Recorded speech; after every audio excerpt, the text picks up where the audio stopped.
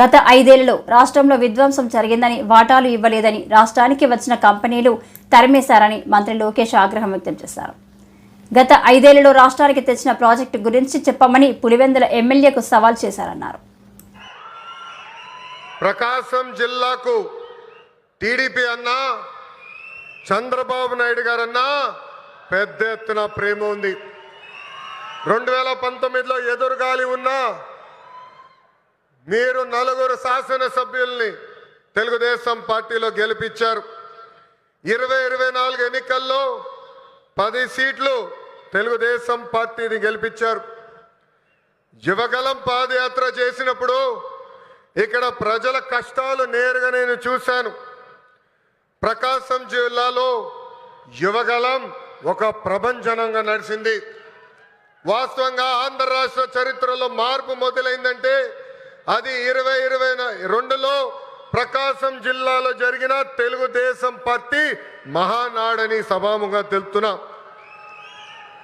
నేను ఆ రోజే చెప్పా, మీరు నా పైన చూపించిన ప్రేమకు రెండింతలు తిరిగి నేను మీకోసం పని చేస్తానని. నేను ఆ రోజే చెప్పా, ప్రకాశం జిల్లా నా గుండెల్లో పెట్టుకుని అభివృద్ధి చేస్తానని. 2014లో రాష్ట్ర విభజన జరిగింది. కట్టుబట్టలతో మెడబట్టి మన అందరినీ బయటికి గెంటేశారు. ఆ కట్టుబట్టలతో మన ప్రయాణం ప్రారంభించాం.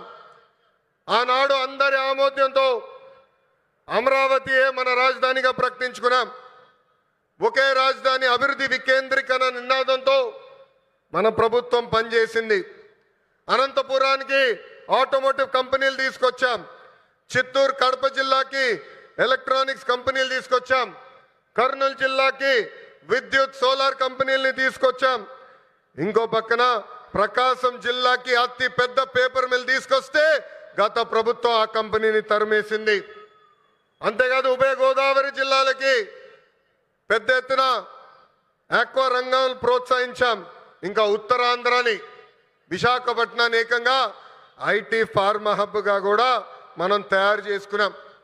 ఇంకా 2019 నుంచి 24 వరకు ఏం జరిగిందో నాకన్నా మీకే బాగా తెలుసు. ఆంధ్ర రాష్ట్రంలో ఒక విధ్వంస పాలన నడిచింది. కొత్త కంపెనీలు తీసుకురాకపోగా ఉన్న కంపెనీల్ని పక్క రాష్ట్రానికి తరిమేసే పరిస్థితి. ఒక లూలు, అమర్ రాజా, హెచ్ఎస్బిసి లాంటి సంస్థల దగ్గర నుంచి చివరి జాకీ కంపెనీ దగ్గర నుంచి కూడా వాటాలు ఇవ్వలేదని వాళ్ళని తరిమేసే పరిస్థితి మనందరం చూసాం. నేను ఆ రోజు ముఖ్యమంత్రిగా ఉన్న పులివెందుల ఎమ్మెల్యేకి ఛాలెంజ్ చేశా, మీరు తీసుకొచ్చిన ఒక్క కంపెనీ పేరు చెప్పమని. ఇప్పటికి కూడా అక్కడి నుంచి సౌండ్ రాలా.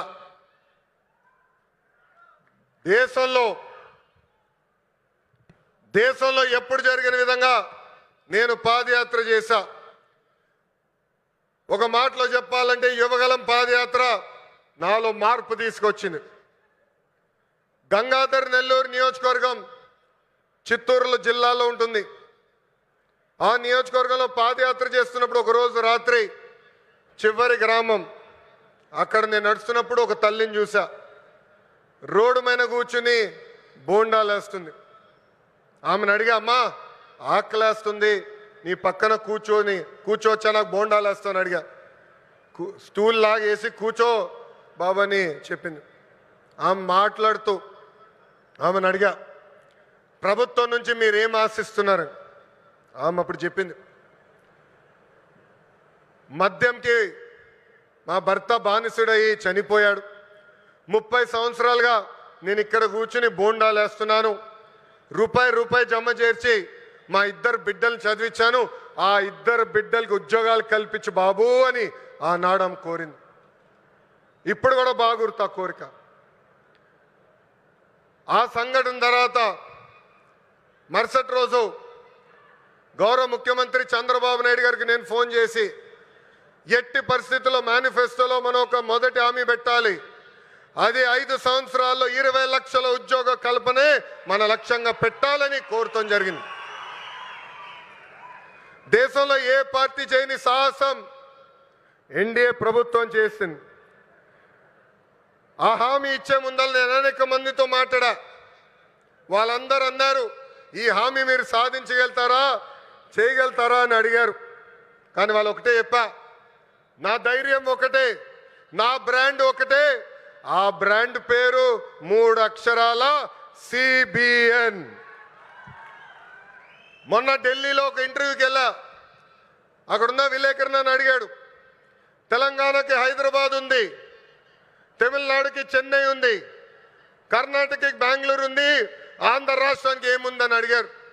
అతన్ని ఒకటే చెప్పా, మాకు చంద్రబాబు నాయుడు గారు అని ఒక బ్రాండ్ ఉన్నాడు, అందుకే మా రాష్ట్రం రూపురేఖలు మేము మార్చబోతున్నామని.